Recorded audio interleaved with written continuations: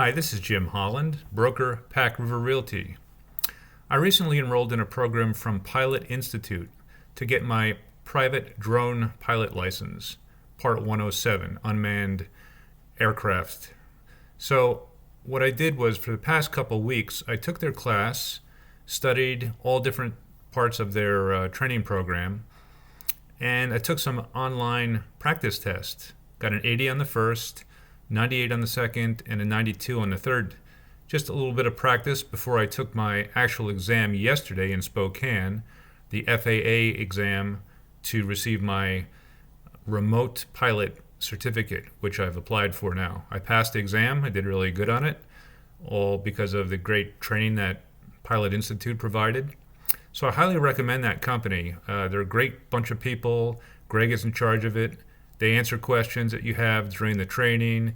They formed a community so you can share information with other people that are enrolled in the program, other pilots that have great information.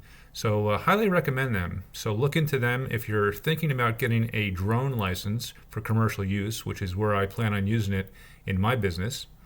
Once again, it's Pilot Institute, and talk to Greg if you have any questions. But thank you for listening.